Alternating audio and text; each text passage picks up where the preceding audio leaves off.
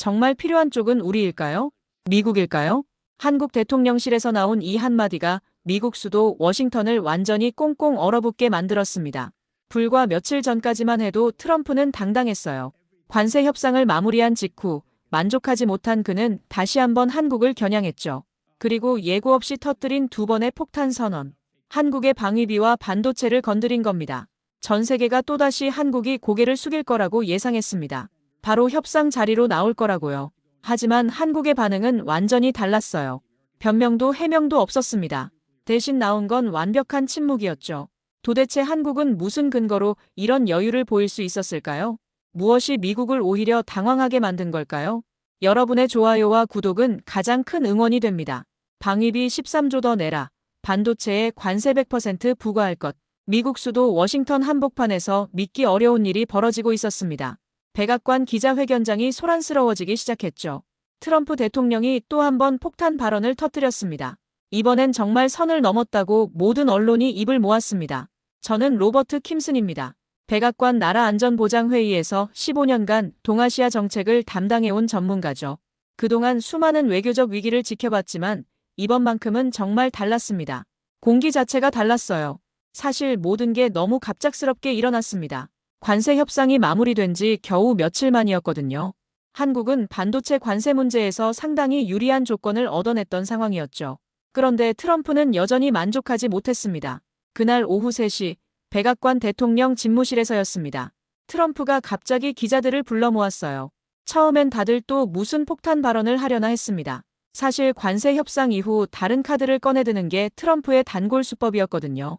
미국 수도 워싱턴에 있다면 누구나 예상 가능한 그의 전략적 방법이었으니까요. 그런데 이번엔 뭔가 달랐습니다. 한국이 미군의 보호를 받으려면 13조 원 더 내야 한다. 그 순간 참모진마저 당황하는 표정을 지었습니다. 한국을 압박할 때면 어김없이 등장하는 그의 유일한 카드. 지난 몇 년간 트럼프는 한국을 향해 방위비를 자신만의 협상 카드로 사용해왔습니다. 하지만 13조 원이라는 구체적인 숫자가 나온 순간 분위기가 완전히 바뀌었어요. 저도 그 자리에 있었는데 솔직히 당황했어요. 평소 같으면 더 내야 한다 정도로 뭉뚱그려 말했는데 이번엔 정확한 금액까지 제시했거든요. 그것도 상상을 초월하는 액수로 말이죠. 주변 보좌관들은 놀란 듯 서로를 바라보며 순식간에 표정이 바뀌었습니다. 또 나왔구나 하던 여유로운 얼굴에서 이번엔 진짜인가 하는 당황스러운 표정으로요. 몇몇 보좌관들의 얼굴이 하얗게 질리기 시작했어요. 13조 원이요. 미국 달러로 약 100억 달러입니다. 이건 단순한 협상용 엄포가 아니라 구체적인 요구사항이었어요. 한국의 연간 국방예산 3분의 1에 해당하는 어마어마한 금액이었습니다. 나라안전보장보좌관이 급하게 트럼프에게 귓속말을 하려고 했어요. 하지만 트럼프는 이미 말을 계속하고 있었죠. 이건 협상이 아니다. 당연한 요구다. 이 말까지 나왔을 때 정말 분위기가 얼어붙었습니다. 백악관 내부는 완전히 혼란에 빠졌어요. 국무부에서는 이건 동맹국 관계를 해치는 일이라고 난리였고요. 미국 국방부에서는 주한미군 철수 각오하고 하는 말이냐며 부글부글 끓었습니다. 하지만 이미 전 세계에 퍼진 뒤였죠. 평소 같으면 트럼프의 또 다른 협상술이라고 넘어갔을 텐데 이번엔 달랐어요. 구체적인 숫자와 강경한 어조가 모든 걸 바꿔놓았습니다. 기자들도 이번엔 진짜 심각하다는 표정으로 바뀌었죠. 미국 언론이 들썩이기 시작했어요. CNN은 트럼프의 가장 강경한 동맹국 압박이라고 보도했습니다. 미국 최고 권위지 뉴욕타임즈는 이번엔 진짜다. 13조 원 구체적 요구라고 크게 보도했죠. 미국의 유력 일간지 워싱턴 포스트는 협상을 넘어선 갈취 수준이라는 표현까지 썼어요. 그런데 정말 놀라운 건 한국의 반응이었어요. 아무런 반응이 없었거든요.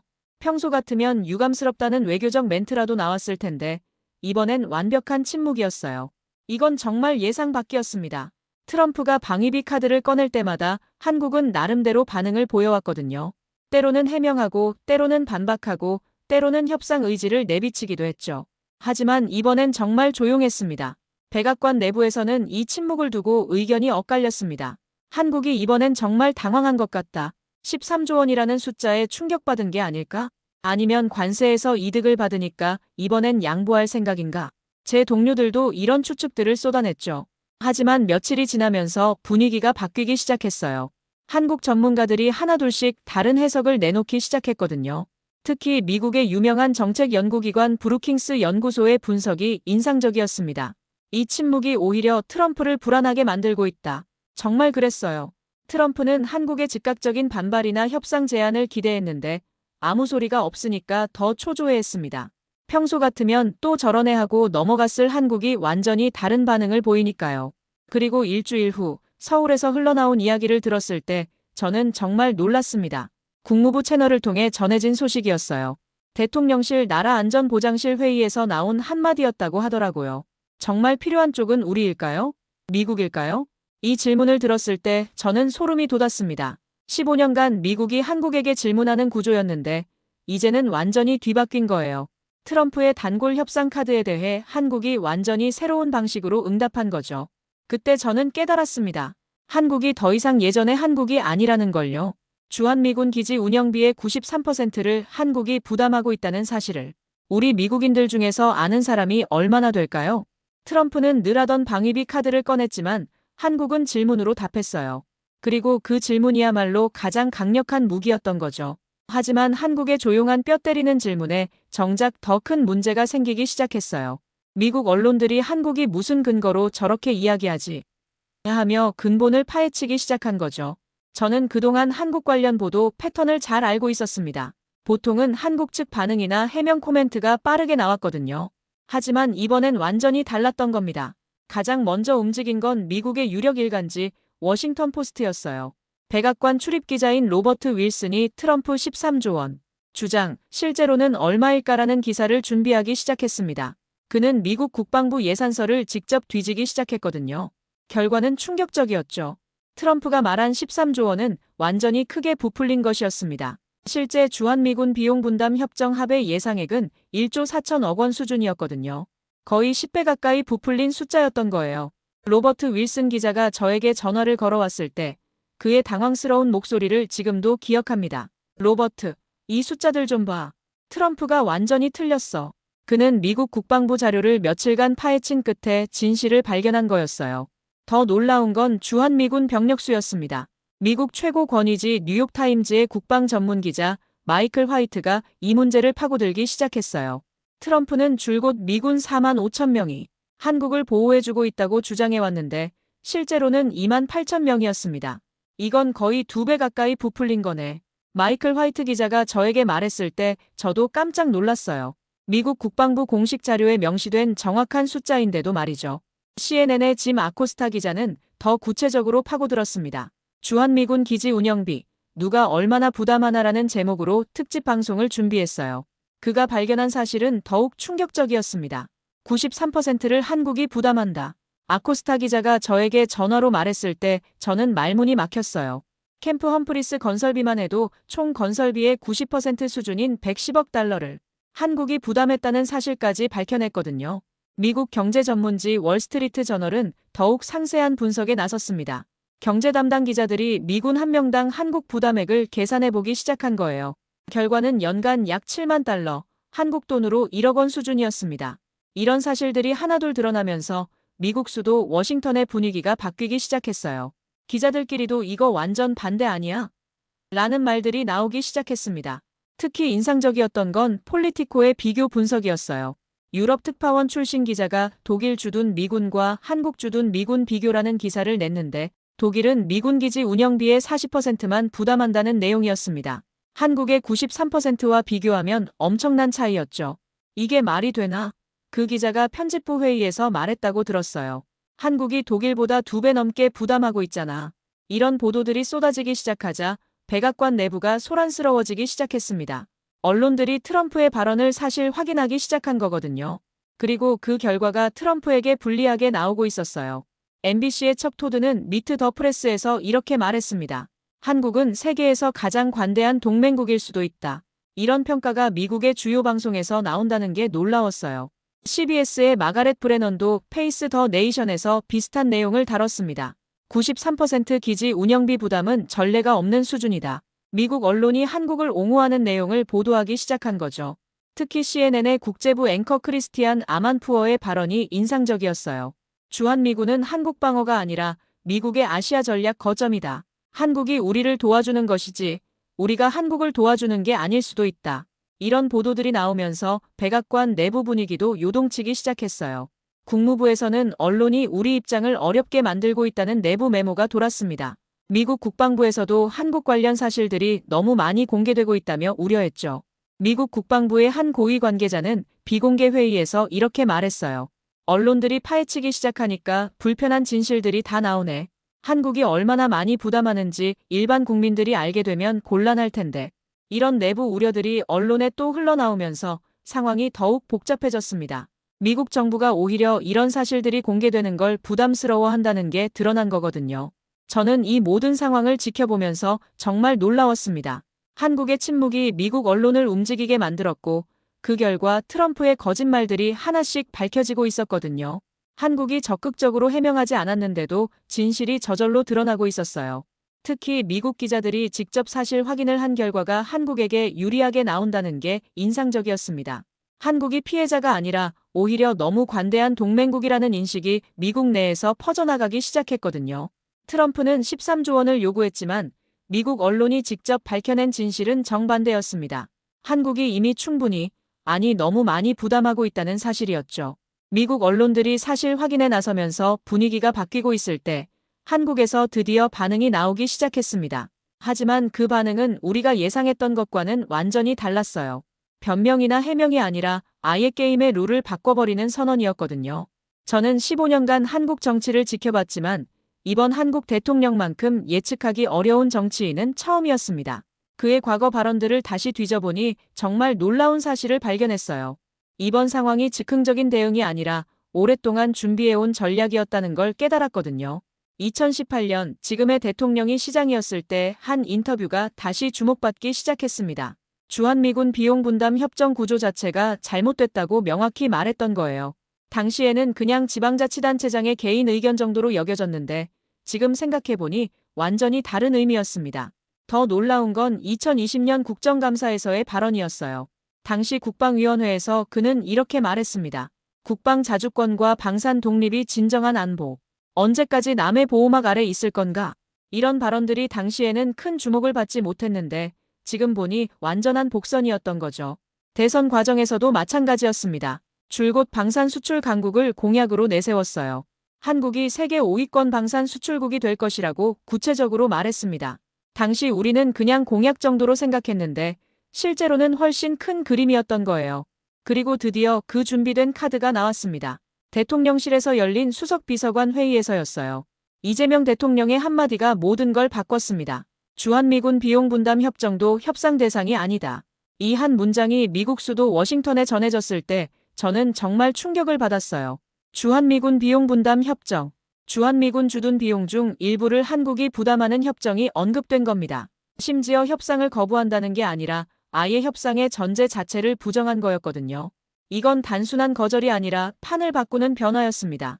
백악관 내부는 완전한 혼란에 빠졌어요. 나라안전보장보좌관 제이크 설리반이 급하게 회의를 소집했습니다. 이게 무슨 뜻이야? 한국이 진짜 거부하는 거야? 참석자들의 당황스러운 목소리가 들려왔어요. 더 놀라운 건 한국 측에서 흘러나온 추가 발언이었습니다. 우리는 더 이상 보호받는 나라가 아니다. 보호하는 나라로 성장했다. 이런 자신감 넘치는 발언을 듣고 저는 정말 놀랐어요. 그리고 미국 수도 워싱턴에서는 바로 그 근거를 찾아 나섰습니다. 그리고 한국의 방산 수출 실적을 집중 조명했죠. 2024년 한국 방산 수출액이 무려 200억 달러를 넘어섰다는 발표였습니다. 세계 6위 수준이라는 구체적인 수치까지 나왔어요. K9 자주포 폴란드 수출 180억 달러, KF-21 전투기 인도네시아 공동 개발, 중동 수출 협상 진행, 이런 구체적인 사례들이 쏟아져 나왔어요. 저는 이 숫자들을 보고 정말 깜짝 놀랐습니다. 한국이 언제 이렇게 강해졌나 싶었거든요. 불과 몇 년 전만 해도 무기를 사는 나라였는데 이제는 세계 곳곳에 파는 나라가 됐더라고요. 특히 인상적이었던 건 폴란드 사례였어요. 한국이 폴란드에 K9 자주포 672문을 수출하는 계약을 체결했다는 소식이었습니다. 이건 단일 계약으로는 세계 최대 규모라고 하더라고요. 폴란드가 독일 무기 대신 한국 무기를 선택했다. 이 자료를 보고 저는 한국의 위상 변화를 실감했어요. 나토 국가가 한국 무기를 신뢰한다는 건 정말 대단한 일이었거든요. 호주도 마찬가지였습니다. K9 헌팅스맨 자주포 30문을 도입하기로 했다는 소식이 나왔어요. 호주는 미국의 핵심 동맹국인데 그런 나라가 한국 무기를 선택한 거였습니다. 이런 사실들이 하나둘 공개되면서 미국 수도 워싱턴의 분위기가 완전히 바뀌었어요. 한국이 더 이상 예전의 한국이 아니다. 이런 평가가 국무부 내부에서 나오기 시작했습니다. 미국 국방부에서도 비슷한 반응이었어요. 한국 방산 기술이 이렇게 발전했나? 우리가 보호해줘야 할 나라가 맞나? 이런 의문들이 제기되기 시작했죠. 특히 충격적이었던 건 한국의 방산 기술 수준이었습니다. KF-21 전투기 개발 성공 소식이 다시 주목받기 시작했어요. 4.5세대 전투기를 자체 개발한 나라는 전 세계에 몇 안 된다는 분석이 나왔습니다. 천궁이 미사일 방어 시스템도 마찬가지였어요. 패트리어트 미사일과 비슷한 성능을 가진 자체 개발 시스템이라는 평가였습니다. 한국이 더 이상 미국 무기에 의존하지 않는다는 분석이 나왔죠. 이런 현실을 직면하면서 트럼프의 13조 원 요구가 얼마나 시대에 뒤떨어진 것인지 드러났습니다. 한국이 더 이상 일방적으로 보호받는 나라가 아니라는 게 명확해진 거예요. 오히려 미국과 대등한 파트너십을 요구할 만한 실력을 갖췄다는 평가가 나오기 시작했습니다. 저는 이 모든 상황을 지켜보면서 정말 놀라웠어요. 이재명 대통령의 주한미군 비용 분담 협정은 협상 대상이 아니다라는 한마디가 단순한 거절이 아니라 완전히 새로운 방식 제시였다는 걸 깨달았거든요. 한국은 더 이상 받기만 하는 나라가 아니었습니다. 이제는 주는 나라, 보호하는 나라로 성장한 거였어요. 그리고 그 모든 준비를 이재명 대통령은 오래전부터 해오고 있었던 거죠. 트럼프가 과거의 틀로 압박했지만 한국은 이미 미래의 틀로 이동해 있었습니다. 이제 게임의 룰 자체가 바뀐 거예요. 그러자 트럼프는 또 다른 카드를 꺼내들었습니다. 이번에는 완전히 다른 분야였어요. 반도체였습니다. 한국의 핵심 수출 분야를 카드로 꺼내든 겁니다. 저는 그날 백악관 회의를 지켜보면서 정말 당황했어요. 방위비 카드가 통하지 않자 트럼프가 완전히 다른 방향으로 나간 거였거든요. 그런데 그 방향이 정말 예상치 못한 곳이었습니다. 이번에도 사전 예고 없는 즉석 회의였거든요. 참모들의 표정을 보니 또 즉흥적인 발언이 나올 것 같았어요. 모든 반도체에 100% 관세를 부과하겠다. 트럼프의 이 한마디가 또다시 전 세계를 뒤흔들었습니다. 100% 관세요. 이건 사실상 수입 금지 수준의 관세였어요. 저도 그 자리에서 깜짝 놀랐습니다. 방위비에서 반도체로 이렇게 갑자기 화제를 바꿀 줄 몰랐거든요. 더군다나 100%라는 극단적인 수치까지 내놓을 줄이야. 주변 보좌관들의 표정이 또 하얗게 질렸어요. 나라경제위원회 위원장이 급하게 트럼프에게 다가가려고 했지만 이미 늦었습니다.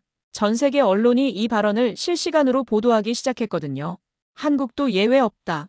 트럼프가 추가로 던진 한마디였어요. 이 말을 듣는 순간 저는 한국이 정말 큰 타격을 입을 거라고 생각했습니다. 삼성과 SK하이닉스가 미국 반도체 시장에서 차지하는 비중이 얼마나 큰데요? CNN이 가장 먼저 속보를 내보냈어요.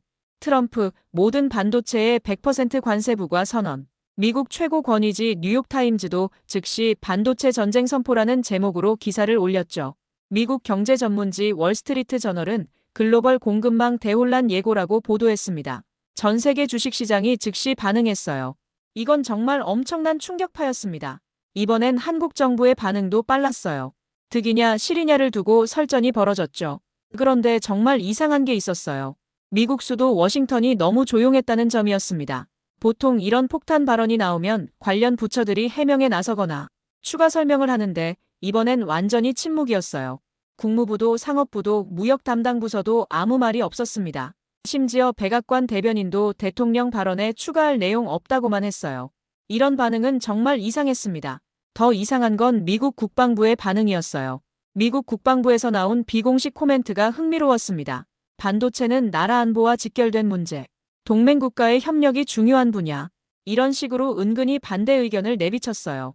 시간이 흐르면서 더욱 이상한 일들이 벌어지기 시작했습니다. 세금관리청에서 구체적인 시행 방안에 대한 질문이 들어오자 아무도 명확한 답변을 못하는 거예요. 검토 중이라는 답변만 반복했습니다. 상업부 내부에서도 혼란이 있었어요.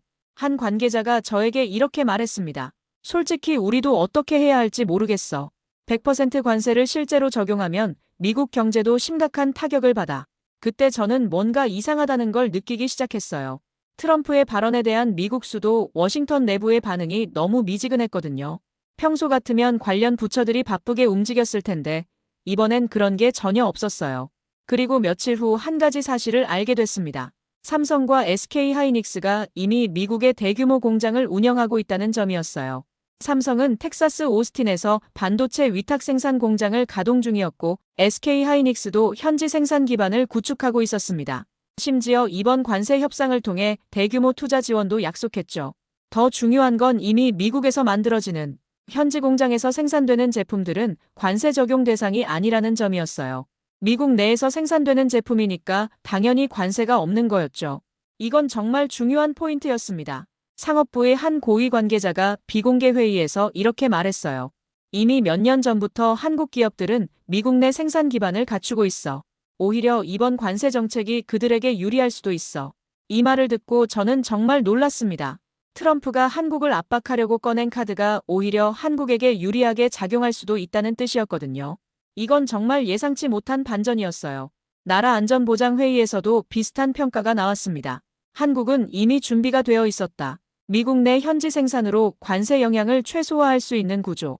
이런 분석이 나온 거예요. 더욱 놀라운 건 한국이 최혜국 대우를 가지고 있다는 점이었습니다. 최혜국 대우를 받는 국가로서 추가적인 혜택도 받을 수 있다는 분석이 나왔어요. 이건 정말 아이러니한 상황이었습니다. 저는 이 모든 상황을 지켜보면서 한 가지 의문이 들었어요. 이게 정말 실수였을까? 트럼프의 100% 관세 발언이 의도된 것일 수도 있다는 생각이 들었거든요. 미국 수도 워싱턴의 조용한 반응, 관련 부처들의 미지근한 대응, 그리고 한국에게 유리하게 작용할 수 있다는 분석까지. 이 모든 것들이 우연의 일치일까요? 아니면 더 큰 그림이 있는 걸까요? 며칠 후 한 가지 더 흥미로운 소식을 들었습니다. 한국 정부가 이번 관세 발언에 대해 별다른 우려를 표하지 않는다는 거였어요. 오히려 준비된 대응이라는 식으로 자신감을 보였다는 소식이었습니다. 트럼프는 한국을 압박하려고 반도체 관세 카드를 꺼냈지만 결과는 정반대가 될 수도 있는 상황이 된 거예요. 한국이 이미 모든 준비를 마쳐놨다는 걸 깨닫기 시작했습니다. 트럼프의 100% 관세 발언 이후 정말 예상치 못한 일들이 벌어지기 시작했습니다. 미국 내에서도 한국이 이 관세 정책의 최대 피해자가 될 줄 알았는데 오히려 최대 수혜자가 될 수도 있다는 분석들이 나오기 시작한 거예요. 이건 정말 놀라운 반전이었습니다. 저는 먼저 삼성전자의 미국 내 현황부터 파악해보기 시작했어요. 사실 많은 미국인들이 잘 모르는 사실이 있었거든요. 삼성이 이미 텍사스 오스틴에서 대규모 반도체 공장을 운영하고 있다는 점이었습니다. 삼성 오스틴 공장은 1996년부터 가동을 시작했어요. 그런데 최근 몇 년 사이에 엄청난 투자 확장이 이루어졌습니다. 2021년부터 170억 달러를 추가 투자해서 최첨단 반도체 위탁 생산 공장을 건설하고 있었거든요. 더 놀라운 건 이 공장의 규모였어요. 연간 생산 능력이 월 4만 장 반도체 원판 수준이었습니다. 이건 전 세계 최고 수준의 생산 규모였어요. 그리고 여기서 생산되는 모든 제품들은 미국산으로 분류되는 거였습니다. 상업부의 한 분석가가 저에게 이렇게 설명했어요. 삼성 오스틴 공장 제품들은 100% 관세 적용 대상이 아니야. 미국 내에서 생산되는 제품이니까 당연히 관세가 없지. 심지어 이번에 트럼프가 못 박았잖아. 미국 내에서 생산되는 건 0%, 그 외에는 100% 부과한다고. 이 말을 듣고 저는 정말 깜짝 놀랐습니다. SK하이닉스도 마찬가지였어요. 이 회사는 인텔과의 합작으로 이미 미국 내 생산 기반을 구축하고 있었습니다. 특히 메모리 반도체 분야에서 상당한 현지 생산 능력을 갖추고 있었어요. 나라안전보장회의에서 나온 내부 보고서를 보고 저는 더욱 놀랐습니다. 한국 반도체 기업들의 미국 내 생산 비중이 예상보다 훨씬 높다. 이들은 관세 정책의 직접적 영향을 거의 받지 않을 것. 이런 내용이었거든요. 더 중요한 건 타이밍이었어요. 삼성과 SK하이닉스가 미국 현지 공장 투자를 본격화한 시점이 2020년부터였습니다. 트럼프 1기 행정부 때부터 이런 보호무역 정책이 나올 걸 예상하고 미리 준비해왔다는 소문도 돌 정도였죠. 한국 기업들이 정말 전략적이었네. 무역 담당 부서의 한 고위 관계자가 저에게 말했습니다.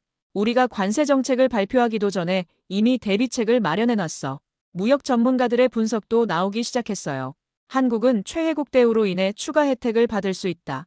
다른 국가들에 비해 훨씬 유리한 위치에 있다. 이런 평가들이 쏟아져 나왔습니다. 구체적인 수치도 나왔어요. 일반 국가들은 100% 관세를 적용받지만 최혜국 대우 국가들은 15% 수준의 우대 관세를 적용받을 수 있다는 분석이었습니다.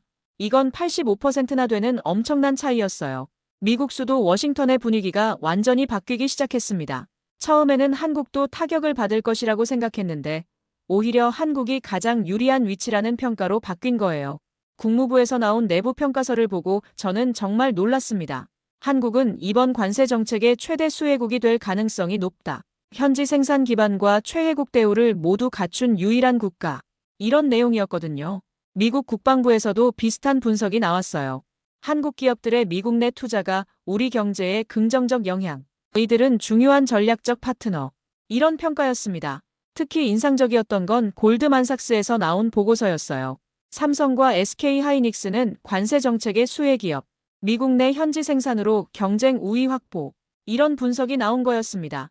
모건 스탠리도 마찬가지였어요. 한국 반도체 기업들의 미국 시장 점유율 확대 전망.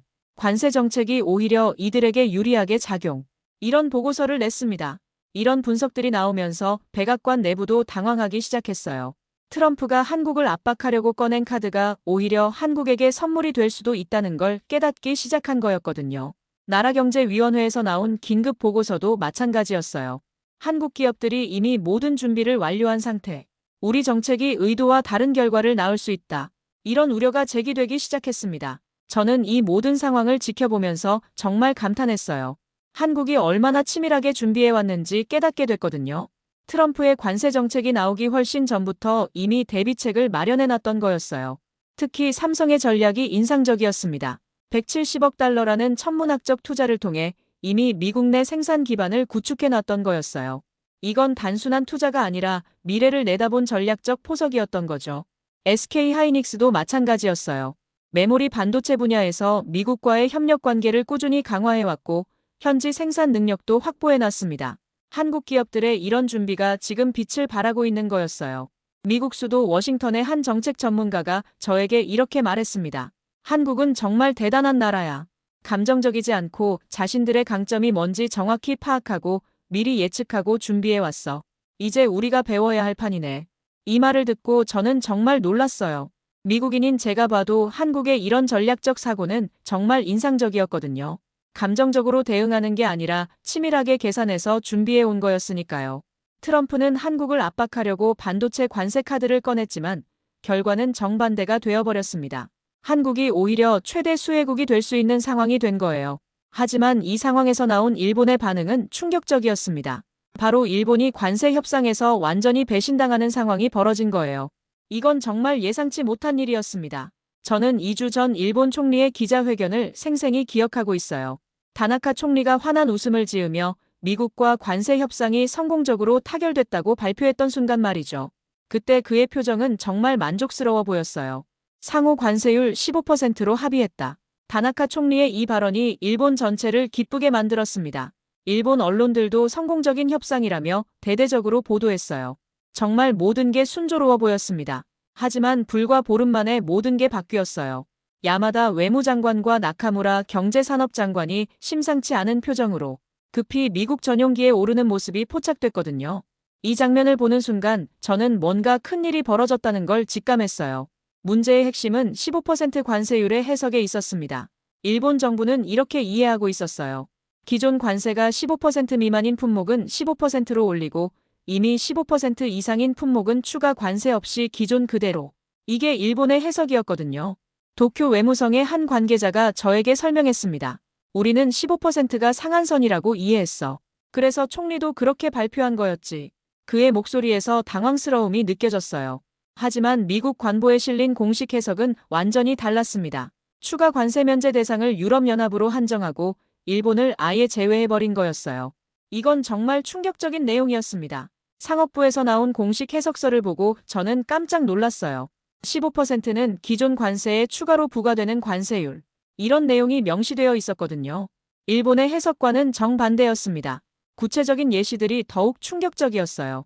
원래 26.4%였던 일본산 쇠고기 관세는 41.4%가 될 수 있었습니다. 7.5%였던 섬유 제품도 22.5%로 뛸 수 있었어요. 이건 사실상 일본 제품의 미국 시장 진출을 막는 수준이었습니다. 한국과 대비되는 관세 소식이 일본에 전해지자 도쿄가 발칵 뒤집혔어요. 미국 내 일본 기자들도 당황하기 그지없었죠. 아사히 신문이 가장 먼저 미국에 속았다라는 강렬한 제목으로 일면 톱 기사를 냈습니다. 요미우리 신문은 무능한 외교 참사라고 표현했어요. 니혼케이자이 신문의 분석이 가장 신랄했습니다. 일본 정부가 미국에 완전히 속았다. 미국의 언어 유희에 넘어간 것, 이건 외교적 굴욕, 이런 표현들이 신문을 가득 채웠어요. 일본 재계의 반응은 더욱 격렬했습니다. 도요타, 소니, 파나소닉 등 주요 기업들이 즉시 정부의 긴급 대책을 촉구했어요. 일본산 공회의소에서는 이대로는 미국 시장에서 완전히 밀려날 것이라는 성명을 냈습니다. 자동차 업계가 특히 크게 당황했어요. 도요타의 한 임원이 언론에 이렇게 말했습니다. 26% 관세에서 41%로 오르면 우리는 미국에서 장사할 수 없다. 이건 사실상의 퇴출 명령이야. 섬유업계도 마찬가지였습니다. 유니클로를 운영하는 패스트 리테일링에서는 미국 진출 전략을 전면 재검토해야 한다고 발표했어요. 7.5%에서 22.5%로 뛰는 건 감당할 수 없는 수준이었거든요. 일본 정부의 당황스러운 대응이 더욱 문제를 키웠어요. 외무성에서는 미국 측과 재협상을 추진하겠다고 발표했지만 이미 늦은 상황이었습니다. 경제산업성에서는 해석의 차이가 있었다며 사실상 실수를 인정했어요. 이와는 대조적으로 한국의 상황은 완전히 달랐습니다. 한국은 삼성과 SK하이닉스의 미국 현지 공장 덕분에 관세 0% 혜택을 받고 있었고 최혜국 대우로 인한 추가 혜택까지 확보한 상태였어요. 미국 수도 워싱턴의 한 무역 전문가가 저에게 이렇게 말했습니다. 한국과 일본의 협상 방식이 완전히 달라. 한국은 이미 세부 조건까지 다 따져보고 협상에 들어왔어. 일본은 겉으로 드러난 숫자만 보고 만족한 거지. 국무부의 다른 관계자도 비슷한 평가를 했어요. 한국은 이제 미국과 대등하게 협상하려고 해. 조건 없는 수용은 절대 안 하지. 반면 일본은 우리가 뭘 말해도 일단 수용하고 보고. 이런 평가들이 일본에 알려지면서 도쿄의 충격은 더욱 커졌습니다. 마이니치 신문에서는 이젠 한국에게 배워야 할 외교라는 칼럼을 실었어요. 산케이 신문은 굴종 외교의 한계가 드러났다고 비판했습니다. 일본 국회에서도 큰 파장이 일었어요. 야당에서는 다나카 정부의 외교 무능을 강하게 비판했습니다. 여당 내부에서도 외교팀 전진을 요구하는 목소리가 나왔어요. 특히 충격적이었던 건 일본 외교관들의 반응이었습니다. 한 고위 외교관이 익명으로 저에게 이렇게 말했어요. 우리는 항상 미국이 원하는 걸 들어주기만 했어. 하지만 이제 한국은 때로는 거부하면서도 더 좋은 조건을 받잖아. 이게 진짜 외교지. 저는 이 말을 듣고 정말 많은 걸 깨달았어요. 한국과 일본이 미국에 대해 완전히 다른 접근 방식을 쓰고 있다는 걸 말이죠. 한국은 전략적으로 협상하지만 일본은 그냥 받아들이기만 한다는 거였어요. 결국 이번 관세 협상 사건은 한일 외교의 근본적 차이를 적나라하게 보여준 사건이 됐습니다. 한국은 침묵하고 조건 없는 수용을 하지 않으면서 오히려 더 나은 대우를 받았고 일본은 모든 걸 받아들이면서도 속임을 당한 거였어요. 정말 극명한 대조였습니다. 일본이 관세 협상에서 완전히 배신당한 사건이 알려지면서 미국 수도 워싱턴 언론계에서는 완전히 새로운 시각의 분석들이 쏟아지기 시작했습니다. 특히 한국의 외교 방식에 대한 재평가가 본격적으로 시작된 거예요. 이건 정말 놀라운 변화였습니다. 저는 먼저 미국의 유력 일간지 워싱턴 포스트의 변화부터 목격했어요. 평소 한국에 대해 그다지 관심이 없던 이 신문이 갑자기 한국 외교에 대한 심층, 분석 기사를 내기 시작한 거였습니다. 그것도 일면 톱 기사로 말이죠.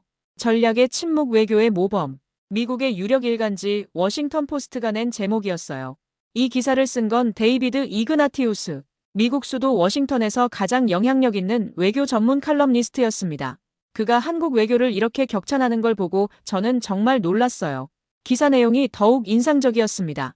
한국은 트럼프의 13조 원 요구에 감정적으로 반발하지 않았다. 대신 전략적 침묵으로 미국 내 여론을 자신들 편으로 만들었다. 이것이야말로 21세기 외교의 새로운 모델이다. 이런 분석이었거든요. CNN의 반응은 더욱 직접적이었어요. 크리스티안 아만푸어가 직접 나서서 특집 방송을 진행했습니다. 한국 외교는 기준점이다. 이 한마디가 방송 제목이었어요. 아만푸어의 분석이 정말 날카로웠습니다. 한국은 미국과 대등한 파트너십을 구축하는 방법을 알고 있다. 굴복하지도 않고 대립하지도 않으면서 자신들의 목표를 달성한다. 이런 외교 기술을 가진 나라는 흔하지 않다. 미국 최고 권위지 뉴욕타임즈에서도 비슷한 평가가 나왔어요. 토마스 프리드먼이 직접 칼럼을 썼습니다.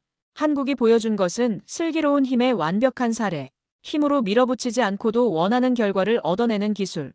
미국도 배워야 할 새로운 외교술. 이런 평가들이 나오기 시작하자 다른 나라들도 움직이기 시작했어요. 가장 먼저 반응한 건 일본이었습니다. 외무성에서 급히 한국 외교 방식 분석팀을 구성했다는 소식이 들려왔어요. 도쿄의 한 외교 소식통이 저에게 전해준 이야기가 흥미로웠습니다. 일본 외무성이 한국의 최근 외교 문서들을 전부 분석하고 있어 특히 주한미군 비용 분담 협정 관련 대응 방식을 철저히 연구하고 있다고 해. 우리도 저런 식으로 협상할 수 있는지 검토 중이래. 유럽연합도 마찬가지였어요. 브뤼셀에서 나온 소식에 따르면 EU 외교안보정책 고위 대표실에서 한국의 대미 외교 전략을 분석하는 보고서를 작성 중이었습니다. 특히 한국이 미국의 압박을 받으면서도 어떻게 유리한 조건을 얻어냈는지에 관심이 집중되고 있었어요. 프랑스 외무부의 한 고위 관계자가 파이낸셜 타임즈의 한 인터뷰가 인상적이었습니다. 한국의 외교 방식은 정말 배울 점이 많다. 압박받을 때 어떻게 대응해야 하는지 보여주는 교과서 같은 사례. EU도 미국과의 관계에서 참고할 만한 전략. 독일도 비슷한 반응을 보였어요. 베를린의 한 정책연구소에서 한국식 외교 전략 분석 세미나를 열었다는 소식이 들려왔습니다. 독일 외무부 관계자들이 대거 참석했다고 하더라고요. 가장 놀라운 건 영국의 반응이었어요. 브렉시트 이후 새로운 외교 전략을 모색하고 있던 영국이 한국의 사례에 특별한 관심을 보이기 시작한 거였습니다. 런던 대학의 한 교수가 한국식 외교의 교훈이라는 연구 주제를 발표하기까지 했어요. 미국 수도 워싱턴의 정책연구소들도 움직였습니다. 미국의 유명한 정책연구기관 브루킹스 연구소에서 한국 외교의 새로운 방식 세미나를 개최했어요. 카네기 국제평화재단에서도 비슷한 주제로 연구 프로젝트를 시작했습니다. 미국의 보수 성향 연구기관 헤리티지 재단의 한 연구원이 저에게 이렇게 말했어요. 솔직히 우리도 한국에서 배울 게 있다고 생각해. 강대국의 압박을 받으면서도 굴복하지 않는 방법. 이건 정말 고도의 외교 기술이야. 조지타운 대학교 외교대학원에서는 아예 한국 외교 사례 연구 강좌를 신설했다는 소식도 들려왔어요.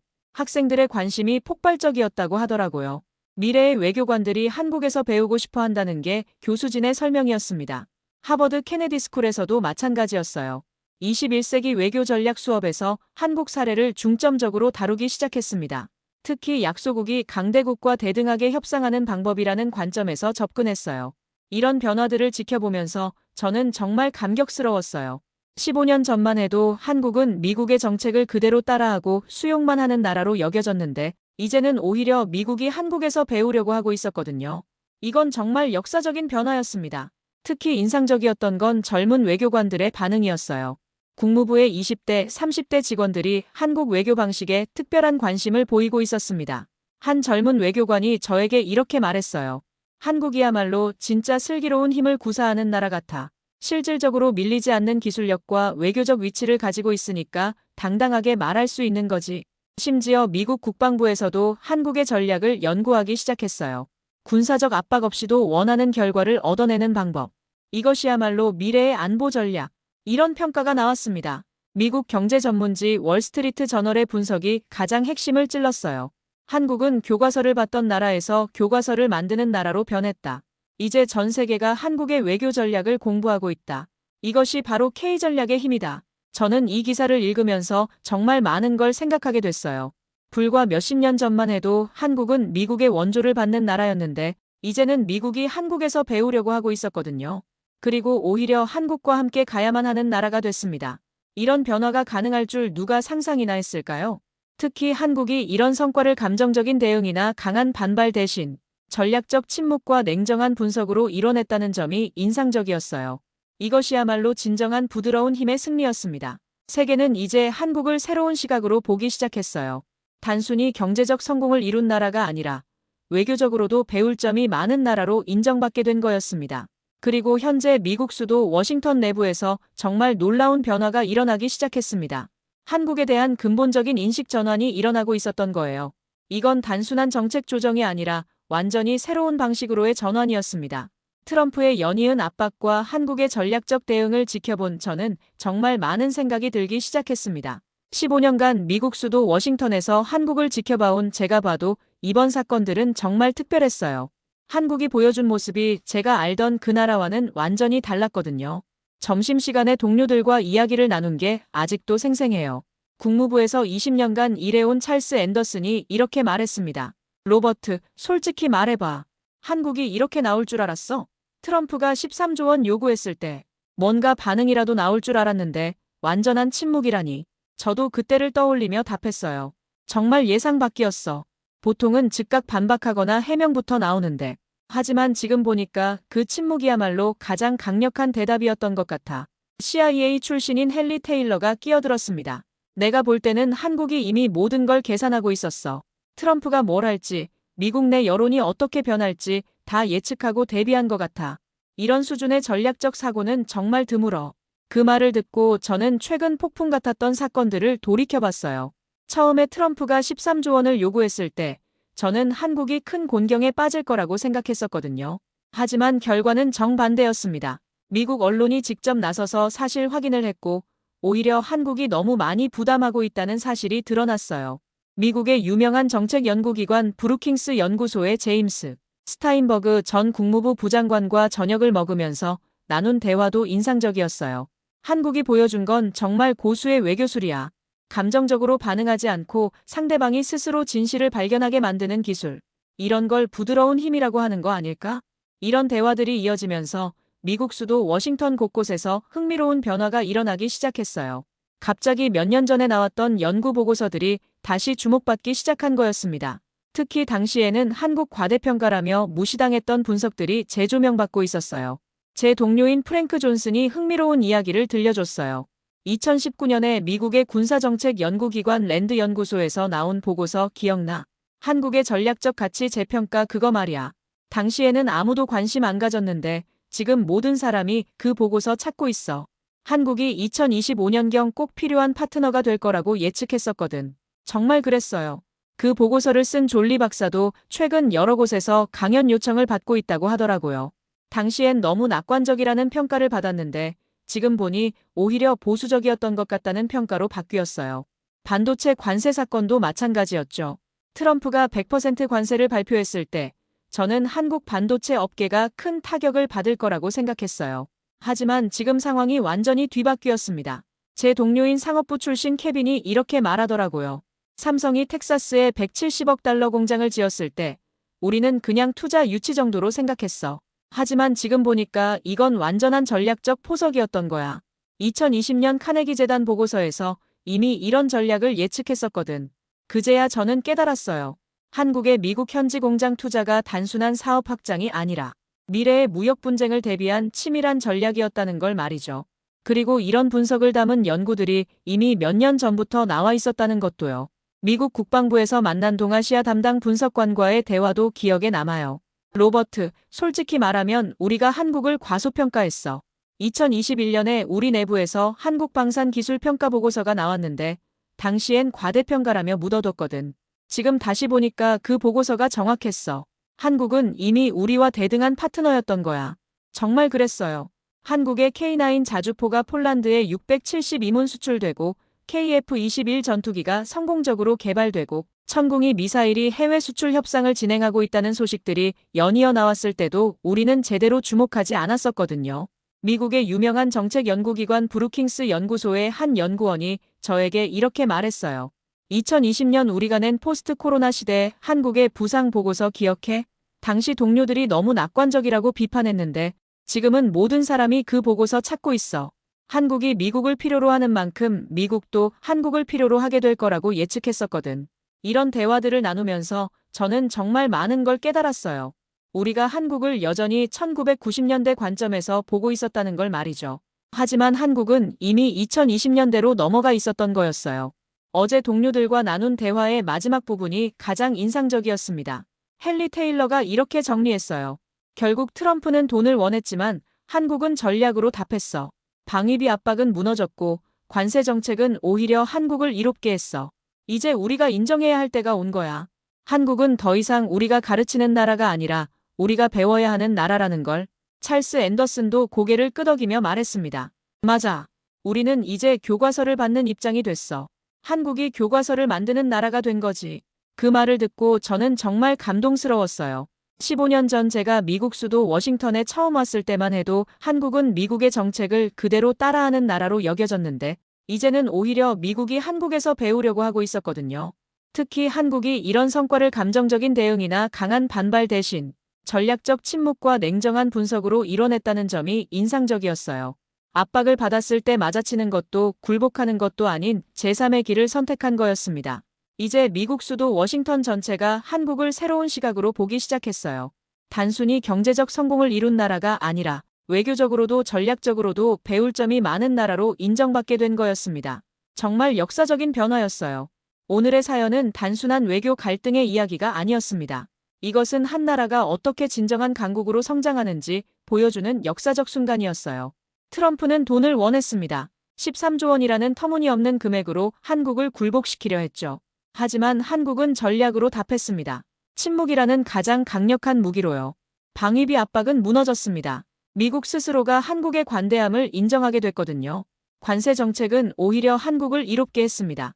이미 준비된 현지 공장과 전략적 사고 덕분이었죠. 그리고 마침내 전 세계가 깨달았습니다. 한국이 더 이상 가르침을 받는 나라가 아니라는 걸요. 이제 한국은 교과서를 만드는 나라가 됐습니다. 세계가 배우고 싶어하는 나라가 된 거예요. 70년 전 폐허 속에서 시작된 나라가 이제는 세계에서 당당해진 나라로 성장한 거였습니다. 오늘의 이야기를 함께 해주셔서 감사합니다.